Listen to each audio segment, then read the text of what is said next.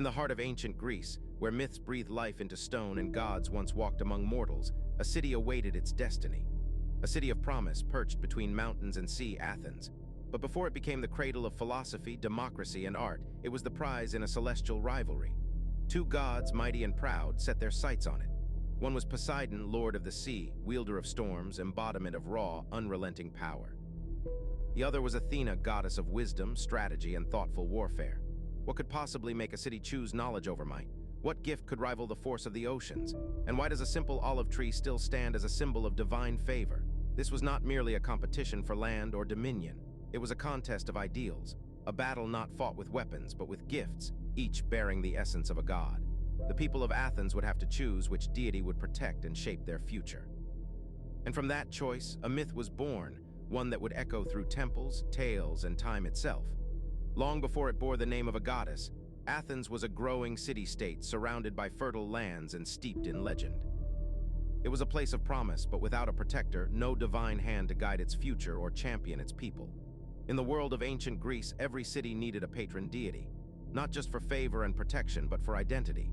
A city's god wasn't merely worshipped, they were embodied in its laws, its character, its destiny. The gods of Olympus, ever prideful and ever ambitious, often sought such cities as trophies of influence. And so it came to pass that both Athena and Poseidon desired the same jewel, a city poised to become the crown of Greece.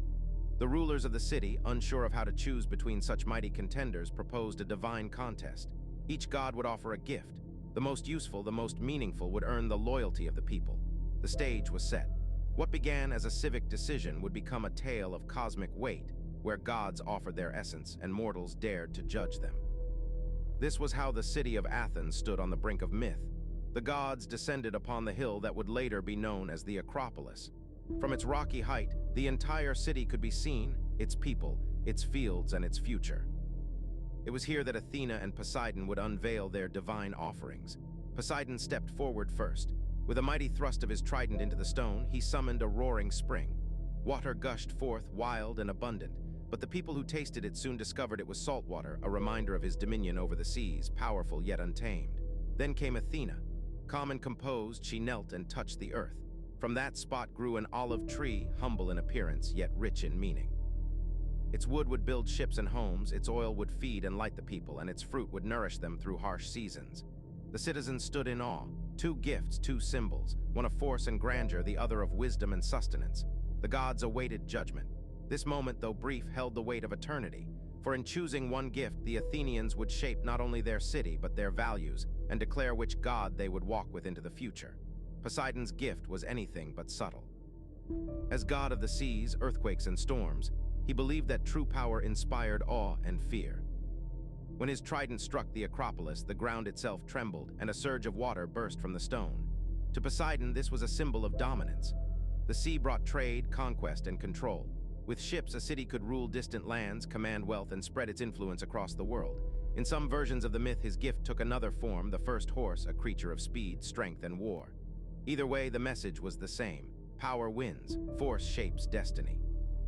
Yet the people of Athens hesitated. The saltwater spring could not quench their thirst or nourish their crops.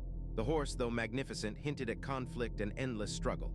Poseidon's gift promised glory, but also danger, a future ruled by storms, both natural and human.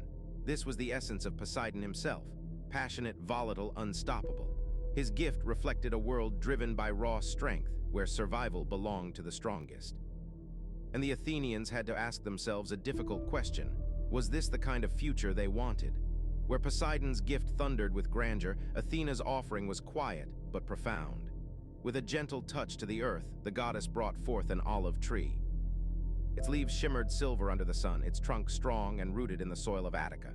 At first glance, it seemed modest, but the Athenians soon realized its value. The olive tree was a source of life.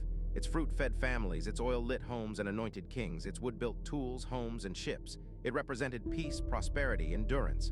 More than a gift, it was a promise. Athena's wisdom lay not just in knowledge, but in understanding what truly sustains a people. She offered a future not of conquest, but of cultivation. A city guided by reason, not rage, where minds could flourish and where the fruits of the earth would never cease. Her gift was practical, yes, but it was also philosophical. It invited Athens to grow not just in strength, but in spirit, to seek excellence, not dominance. harmony, not havoc. And in the quiet shadow of that olive tree, the people saw the future they wished for and the goddess who best embodied it. When the dust of the contest had settled, the people of Athens made their choice. They chose the olive tree, and with it, Athena. Her gift, though simple, promised a city of peace, prosperity, and purpose. And so the goddess of wisdom became the protector of Athens. Poseidon, furious at the rejection, lashed out. In some versions of the myth, he flooded parts of Attica in a fit of divine rage. Yet despite his anger, he was not banished nor forgotten. The Athenians, respectful of all gods, continued to honor him. At the Erechtheion, a temple atop the Acropolis, both Athena and Poseidon were venerated. There one could see the mark of Poseidon's trident and the sacred olive tree, both enshrined for eternity. This outcome did not mark the triumph of one god over another, but a balance between power and wisdom. Athena would guide the city's mind, while Poseidon would command the seas it sailed upon. In the legacy of Athens, the olive tree flourished. It became a symbol not just of divine favor, but of Athenian identity, wise, resilient, and deeply rooted in its values. The contest had ended, but its lessons endured through centuries. Athens did more than choose a goddess, it chose a path. In honoring Athena, the city embraced a legacy of intellect, creativity, and civic strength. The olive tree, still standing on the Acropolis, is more than myth. It is a reminder of the day mortals judged gods and chose wisdom over power. Under Athena's watch, Athens became a beacon of the ancient world, a city where philosophy was born, where theater and art thrived, and where democracy took its first breath. It was not without its flaws or wars, but its soul remained guided by the ideals Athena represented. And Poseidon, though he lost the contest, his presence endured. For every Athenian ship that sailed, every trade wind that blew, it was Poseidon who ruled the seas. The Erechtheion, where both deities are honored, stands as proof that no god is ever truly defeated, only remembered differently. In this tale of gods and mortals, the message is timeless. True strength lies not in domination, but in cultivation. In choosing the olive tree, Athens chose a future built not on force, but on flourishing. And in doing so, it became immortal. If you enjoyed this story, make sure to like the video and subscribe for more mythology like this.